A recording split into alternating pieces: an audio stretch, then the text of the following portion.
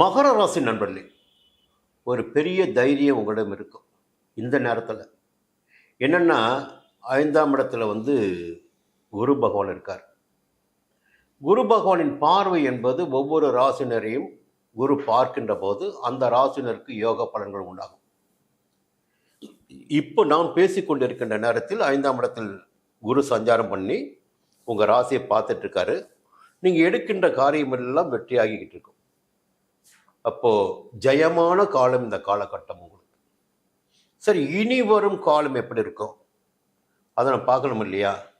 இப்போ கடந்த 1.5 வருடமாக பார்த்தீங்கன்னா ஒரு அற்புதமான நிலை உங்களிடம் இருந்தது. கடந்த 1.5 வருடமாக அது என்ன பிரச்சனை வந்தாலும் பரவாயில்ல பார்த்துக்கலாம், எந்த எதிர்ப்பு வந்தாலும் பரவாயில்ல பார்த்துக்கலாம், நம்மால் எல்லாம் முடியும் என்ற நம்பிக்கை உங்களிடம் கடந்த 1.5 வருடமாக இருந்தது. அதற்குரிய சூழ்நிலைகளும் உங்களுக்கு சாதகமாக இருந்தது. செல்வாக்கு அதிகமாக இருந்தது. அந்த செல்வாக்கின் காரணமாக, சூழ்நிலையின் காரணமாக எல்லாவற்றையும் சமாளித்து வெற்றி பெறக்கூடிய நிலை கடந்த 1.5 வருடமாக மகர ராசினருக்கு இருந்தது. இது ஒரு அற்புதமான யோகங்க. சரி, இப்போ ராகு கேது பேச்சு நடைபெற போகுது. இப்போ நாம் பேசுறது எல்லாமே பார்த்தீங்கன்னா, இந்த கிரகம் இங்கே சஞ்சரிக்கின்ற போது, கோச்சார ரீதியாக இப்படி சஞ்சரிக்கின்ற போது இந்த பலன்களை இந்த கிரகம் வழங்கும் என்ற ஜோதிட சாஸ்திரத்தின் அடிப்படை தான் பேசிட்டு இருக்கோம். அப்போ என்ன ஆகும்? 3ஆம் இடத்தில் சஞ்சரித்த ராகு 2ஆம் இடமான தன குடும்ப வாக்குஸ்தானத்தில் ஏப்ரல் மாதம் 26ஆம் தேதி முதல் சஞ்சாரம் செய்திட இருக்கிறார். இந்த சஞ்சார நிலை எப்படி சாதகமாக இருக்குமா பாதகமாக இருக்குமா? ஒரு பெரிய கேள்வி உங்களுக்கு இருக்கும். ஏன்னா எல்லாவற்றையும் யோகமாகவே பார்த்தாச்சு. நடந்தது எல்லாமே நன்றாக நடந்தது. நடக்க போவது எப்படி நடக்க போகிறது? இந்த கேள்வி இருக்கத்தானே செய்யும்.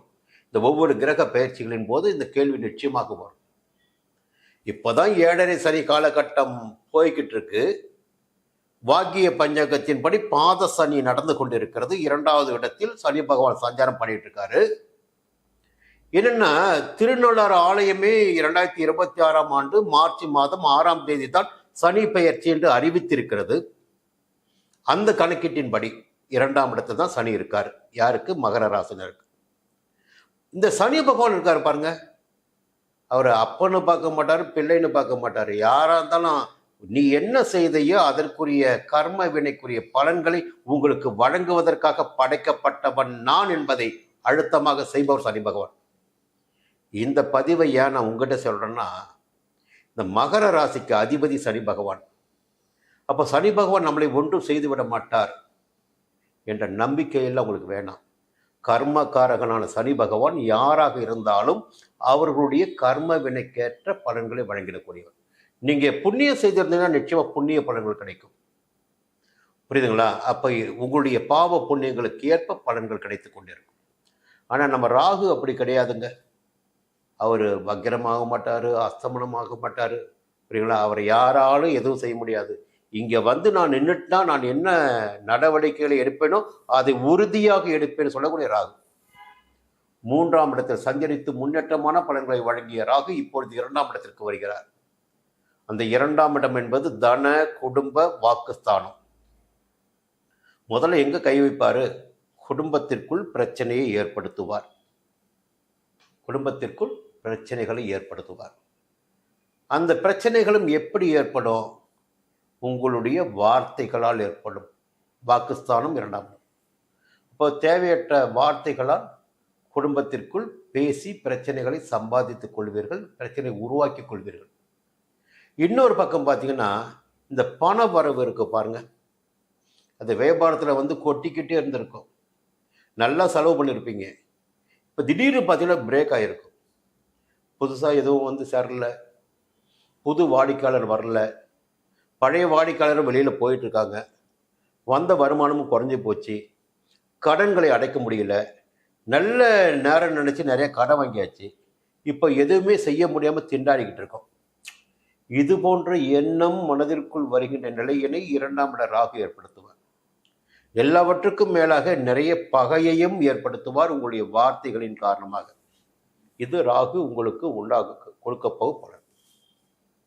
இன்னொரு பக்கம் பார்த்தீங்கன்னா 9ஆம் இடமான பாக்கியஸ்தானத்தில் சஞ்சரித்து இந்த பெரிய மனிதனுடைய ஆதரவு, ஒரு செல்வாக்கு, இறைவனுடைய ஆலயங்களுக்கு சென்று வழிபாடு மேற்கொள்கின்ற அளவிற்கு மனதில் ஒரு நிம்மதி, இறையருள் எல்லாவற்றையும் 9ஆம் இடத்தில் சஞ்சரித்த கேது வழங்கி வந்த நிலையில் அந்த கேது பகவான் 8ஆம் இடமான மறைவு ஸ்தானத்தில் சஞ்சரிக்க போகிறார். நல்லா புரிஞ்சுக்கணும் நீங்க. 8ஆம் இடம் மறைவு ஸ்தானம். அப்போ எல்லாமே ஒரே ஒரு நேர்கோட்டில் முடிஞ்சு போறதில்லை ஜோதிடத்தில்.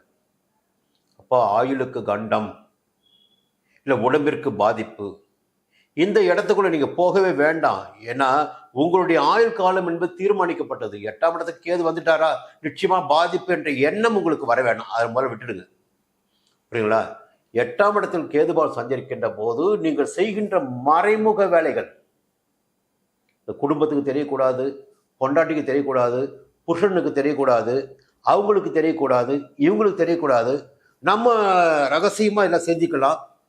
அது போன்ற ரகசிய வேலைகள், இல்லை அரசாங்கத்துக்கு தெரியக்கூடாது, சட்டத்திற்கு புறமான விஷயங்கள், இது போன்ற விஷயங்கள், இவற்றிலெல்லாம் ஈடுபடக்கூடிய நிலை கண்டிப்பாக 8ஆம் இடத்து கேது உங்களுக்கு ஏற்படுத்துவார். அப்போ அதன் வழியாக முதல்ல சொல்லிட்டு குடும்பத்துல அடிபடுவீங்க. 2ஆம் இடத்துல ராகு இருக்காரு.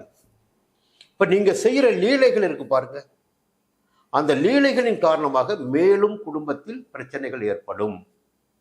இன்னொரு பக்கம் பார்த்தீங்கன்னா சட்டவிரோத செயல்களால் சங்கடத்திற்கு ஆளாக வேண்டியதாக இருக்கும்.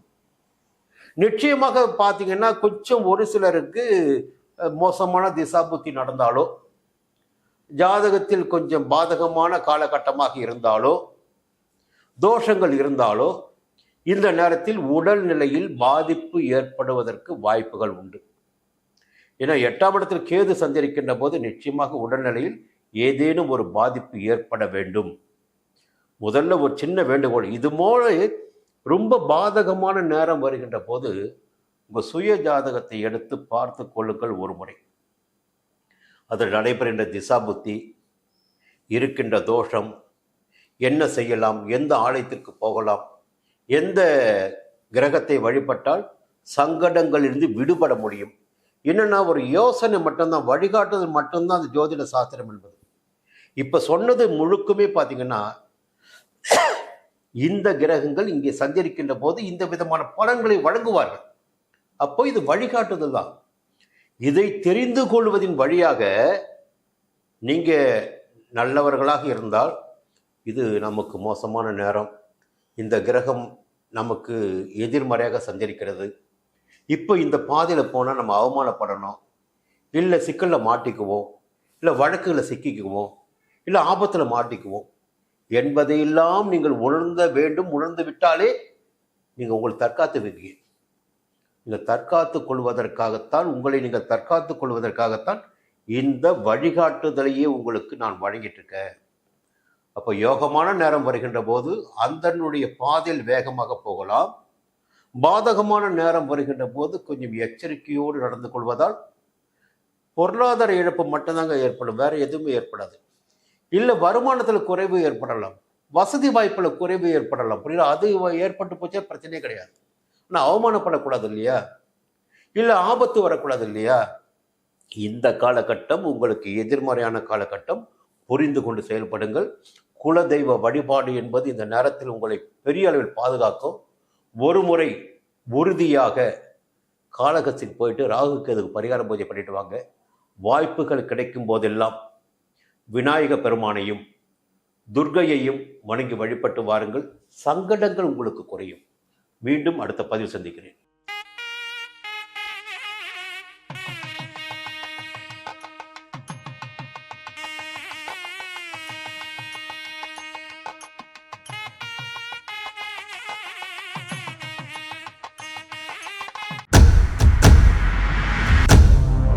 சன் அஸ்ட்ரோ நேயர்களே, உங்களுக்காகவே சன் அஸ்ட்ரோ தொலைக்காட்சி ஒரு புதிய பகுதியை அறிமுகம் செய்கிறது.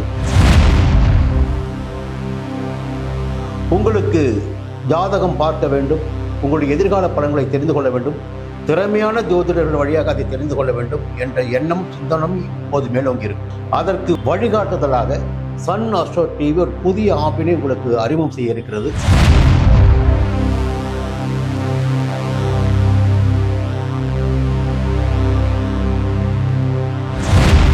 நேரடியாக நீங்கள் தொடர்பு கொண்டு உங்களுடைய சந்தேகங்களை கேட்கலாம், ஜாதக பலன்களை அறியலாம், எதிர்காலத்தை துல்லியமாக தெரிந்து கொள்ளலாம். அந்த அளவிற்கு ஒரு புதிய ஆப்பினை பிரபலமான ஜோதிடர்களை வைத்து சன் ஆஸ்ட்ரோ தொலைக்காட்சி விரைவில் தொடங்கிட இருக்கிறது. அதற்கு உங்களுடைய ஒத்துழைப்பினை வழக்கம் போல் எதிர்பார்க்கிறேன். மீண்டும் அது பற்றிய விரிவான தகவலை உங்களுடன் பகிர்ந்து கொள்வேன். அதுவரையில் உங்களிடம் விடைபெறுகிறேன். நன்றி, வணக்கம்.